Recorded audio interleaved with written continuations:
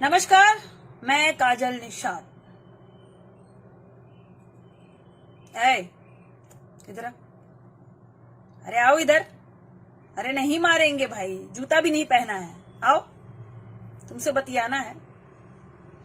अच्छा ये बताओ, हम यहाँ मेहनत कर करके साहब को बादाम भेज रहे हैं, ये बादाम खा कौन रहा है बे? ये बादाम ठूस कौन रहा है? यहाँ भी भ्रष्टाचार है क्या? हमने कहा कि मोदी जी को कूट कूट कर बादाम खिलाई जाए ताकि उनको कुछ याद रहता नहीं है। फिर वो ऐसे बयान देते हैं कि 150 देशों को कोरोना में हमने मदद की। सच है क्या? नहीं, तुम बताओ, सच है? हाँ, तो फिर हमने कहा कि हम भारतवासी है, थोड़ा मदद कर दे सबकी। अब आप कहोगे सबकी मदद कैसे? अरे हम साहब को बादाम भेजेंगे, साहब खाएंगे, साहब को याद रहेगा, तो वो अच्छे से और सच्चा बयान देंगे ना, देश हित में बयान देंगे, झूठा तो बयान देंगे नहीं। 150 देशों की मदद कर दी कोरोना में। 150 देशों में फिर कहीं भारत था? मदद की भारत की? अपने ही देश की मदद कर देते तो ये हालत होती भारत की आज। इतना झूठ, इतना अत्याचार।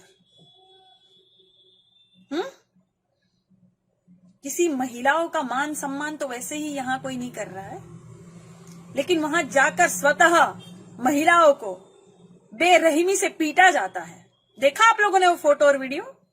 आप लोगों को तो कुछ नहीं दिखाई देगा मोदी जी के सिवा, लेकिन देखिए देश में क्या अत्याचार हो रहे हैं।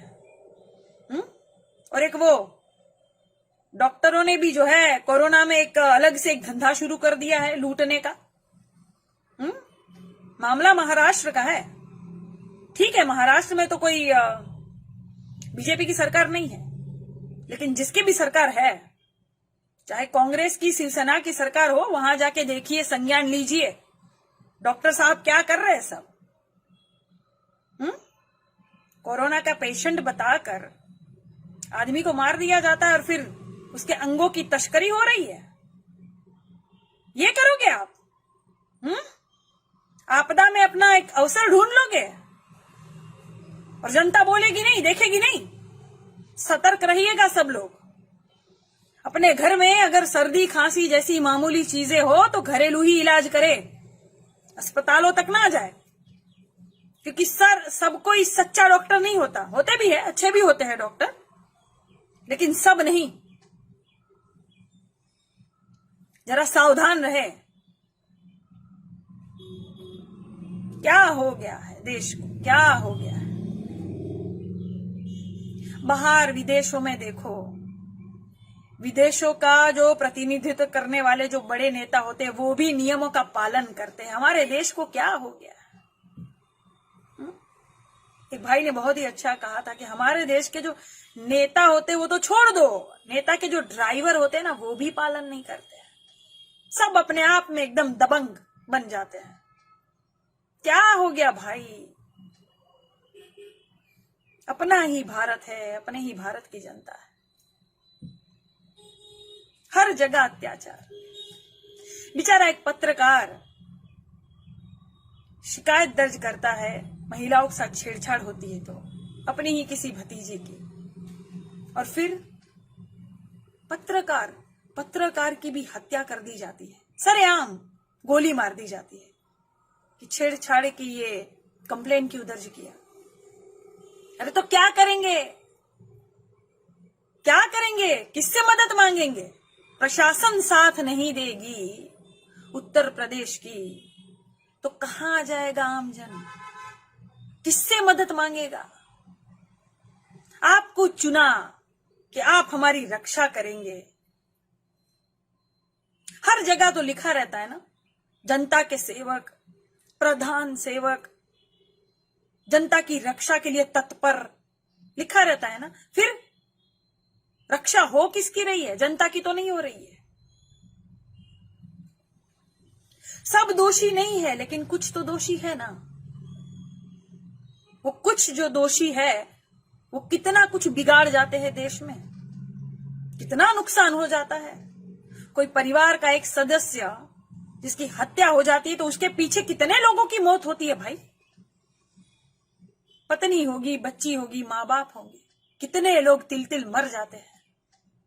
और अगर एक ही कोई कमाने वाला हो और उसकी हत्या जानबूझ के दबंगई में अपने आप को हीरो साबित करने के लिए उसकी हत्या हो जाए तो वो बेचारा एक ही कमाने वाला और बाकी सब छोटे मासूम बच्चे।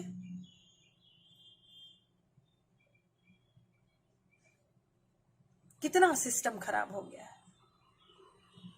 परिवर्तन मांगा था भाई, देश ने परिवर्तन मांगा था, बर्बादी नहीं मांगी थी।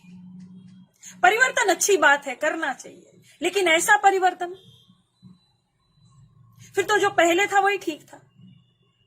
इतना परिवर्तन, इतनी बर्बादी। आगे ये सब जो है ना वो आपके हाथ में है। मैं तो बोल रही हूं, कितने लोग कहते हैं काजल निषाद फेमस होने के लिए बोल रहे, अरे भाई तुम हमें क्या स्वर्ग का रास्ता दिखाओगे, हम तो वहीं से आए हैं, हम तो पहले ही फेमस थे, हमको कोई जरूरत नहीं है आवाज उठाने की और सबकी और गालियां और कुछ सुनने की। लेकिन है दिल में प्यार भारत के लिए, तो मैं क्या करूं। मैं बचपन में भी ऐसी थी, झंडा नीचे गिरा रहता था तो उठा लेती थी, दौड़ के मेरी छत पे झंडा लगाती थी, मेरा झंडा सबसे ऊपर रहेगा, मेरा भारत महान, मैं बोलती थी। तो मैं क्या करूं, मैं हूं ऐसी। तुम्हारा जमीर मर गया है भाई, मेरा नहीं मरा है, तो मैं क्या करूं। मैं उठाती हूं आवाज, मुझे क्या मिलता है, कुछ भी तो नहीं मिलता। कुछ जाहिल तो गालियां देते हैं, बुरे शब्द लिखते हैं मेरे बारे में, तो क्या मुझे अच्छा लगता है ये सब करना। पर मैं कर रही हूं जनता के लिए। आप जागिए, जनता सब जागिए। असली बर्बादी की हकदार तो एक्चुअली जनता ही है ना। मान लीजिए कि हो। अरे कब जागोगे, आंखों से दिखता नहीं है क्या। पूरी जनता तो अंधभक्त नहीं है ना, आंखों से दिखता नहीं है कि बर्बादी हो रही है। तो बस अब परिवर्तन होना चाहिए। कब तक बोलूंगी मैं, आज हूं कल नहीं हूं, कोई यहां अमर होने तो आया नहीं है। कब जागोगे आप सब, अपने हक के लिए कब लड़ोगे। जो हक के लिए लड़ता नहीं है ना, वो एक लाश के समान होता है। कब तक लाश बनकर जिंदा रहोगे, और ऐसा जीवन भी क्या जीना। अरे अपने हक के लिए उठिए, आप आवाज उठाइए, देश के लिए आवाज उठाइए, देश के लिए लड़िए। कहीं बर्बादी हो रही है, गलत हो रहा है तो आवाज उठाइए भाई। मैं तो उठाऊंगी, चाहे मेरा कुछ भी हो, क्योंकि मेरे भारत से मुझे प्यार है, आपका पता नहीं। ठीक, धन्यवाद।